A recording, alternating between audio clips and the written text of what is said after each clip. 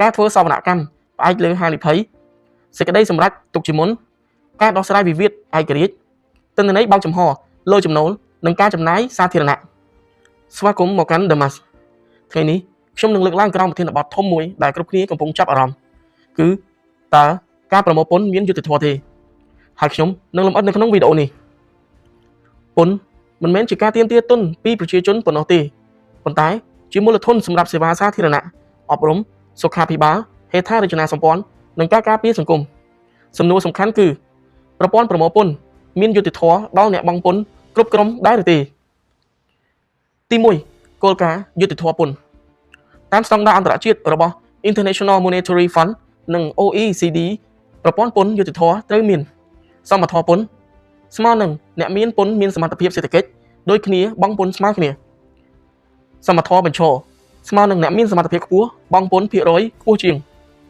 ប្រសិទ្ធភាពស្មើនឹងមិនបង្កការរំខានសេដ្ឋកិច្ចលើសកម្រិត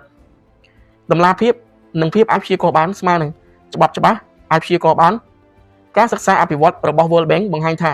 ប្រទេសដែលមានច្បាប់ពន្ធច្បាស់និងអនុវត្តស្មើគ្នាទាក់ទាញអ្នកវិនិយោគនិងបន្ថយថ្លៃដល់អាជីវកម្មទី2បរិបទកម្ពុជាវឌ្ឍនភាពនិងចន្លោះត្រូវកែលម្អ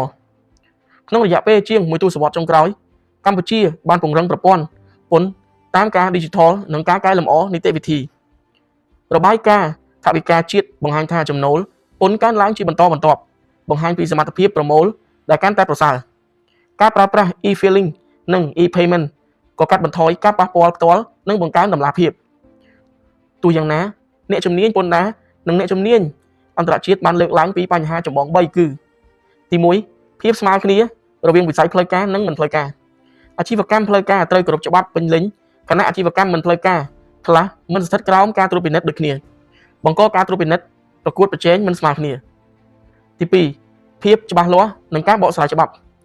ករណីខ្លះមានការបកស្រាយខុសគ្នានាំឲ្យមានភាពមិនអាចព្យាករណ៍បានទី3បន្ទុកលើអាជីវកម្មតូចនិងមធ្យមថ្លៃដើមគោរពច្បាប់ compliance cost អាចខ្ពស់ជាងសមត្ថភាពរបស់ពួកគេប្រធានបទទី3ធំគឺមតិយោគយល់ពីភាគីពាក់ព័ន្ធ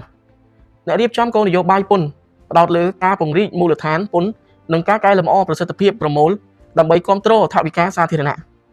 អ្នកជំនាញពន្ធដារស្នើឲ្យបង្កើនភាពច្បាស់លាស់នៃសេចក្តីណែនាំ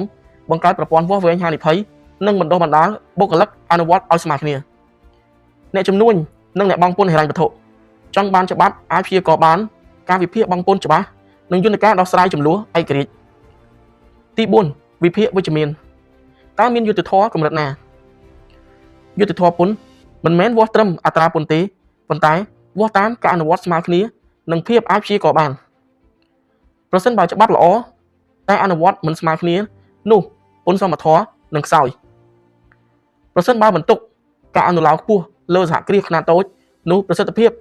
នឹងទទួលផលប៉ះពាល់ការវាយតម្លៃអភិវឌ្ឍស្ថាប័នបង្ហាញថា